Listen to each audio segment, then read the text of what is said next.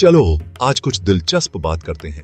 आज हम बात करेंगे महिला नागा साधुओं की। क्या आपने कभी सोचा है कि ये कौन होती हैं और क्यों ये इतनी कठिन तपस्या के रास्ते को चुनती हैं? जब आप नागा साधुओं के बारे में सोचते हैं तो शायद आपके मन में पुरुषों की छवि आती होगी, है ना?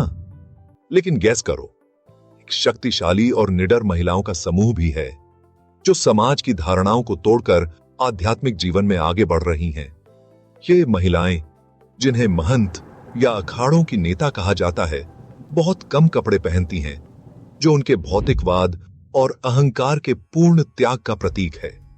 ये फैशन की बात नहीं है, बल्कि एक गहरी आध्यात्मिक साधना है। अब नागा साधुओं का जीवन आसान नहीं होता। ये महिलाएं कठिन प्रशिक्षण से गुजरती हैं, ध्यान, आत्म अनुशासन और ईश्वर से जुड़ने में खुद को समर्पित करती हैं। वे हर भौतिक वस्तु से अपना नाता तोड़ लेती हैं। और यकीन मानिए, ये यात्रा कमजोर दिल वालों के लिए नहीं है। लेकिन अब बात और भी रोचक हो जाती है।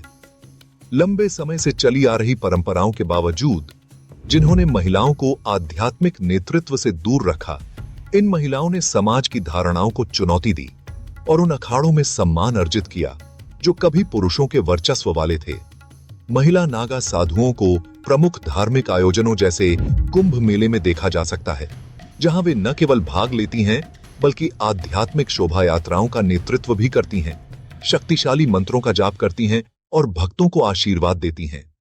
यह सोचने में ही चमत्कारिक लगता है कि एक समाज में जो अक्सर महिलाओं को किनारे कर देता है, ये महिलाएं कितनी शक्ति और ज्ञान से भरी हुई हैं। ये महिलाएं हमें दिखाती हैं कि भक्ति का कोई लिंग नहीं होता और उनकी साहस और आध्यात्मिक शक्ति की कहानियां हम सभी को सुननी चाहिए। तो अगली बार जब आप आध्यात्मिकता और शक्ति के बारे में सोचें, तो महिला नागा साधुओं को याद करें। वे जीता जागता सबूत हैं कि सच्ची भक्ति की कोई सीमा नहीं होती। लेकिन रुकिए, उनके जीवन का एक और भी रोचक पहलू है। क्या आप जानते हैं कि कुछ महिला नागा साधुओं को विशेष आध्यात्मिक शक्तियां प्राप्त होती हैं, जो उनकी गहन साधना और समर्पण का परिणाम मानी जाती हैं? ऐसा कहा जाता है कि इनमें चमत्कारी उपचार की क्षमताएं और अस्तित्व की गहरी समझ होती है। ऐसी कई कहानियां हैं जहां भक्तों ने उनके आशीर्वाद से चमत्कारी स्वास्थ्य लाभ या गहन आध्यात्मिक जागरण का अनुभव किया है। ये उनके द्वारा विकसित गहरे आध्यात्मिक जुड़ाव का प्रमाण है और उन पर आने वालों में श्रद्धा और आश्चर्य पैदा करने की उनकी क्षमता है। वास्तव में उनका मार्ग रहस्य, शक्ति और गहन आध्यात्मिक ज्ञान का मिश्रण है। क्या आप जानते हैं कि आज भारत के कुछ सबसे शक्तिशाली आध्यात्मिक नेता वे महिलाएं हैं, जिन्होंने सदियों पुरानी परंपराओं को तोड़कर अपार भक्ति के साथ नेतृत्व किया है? महिला नागा साधुओं का इस परंपरा में शामिल होना वाकई अद्भुत और क्रांतिकारी है। इतिहास में आध्यात्मिक नेतृत्व में महिलाओं की भूमिका को अक्सर नजरअंदाज किया गया था, लेकिन समय के साथ कई महिलाओं ने इन बाधाओं को तोड़ना शुरू किया। महिला नागा साधु बनने का रास्ता आसान नहीं था।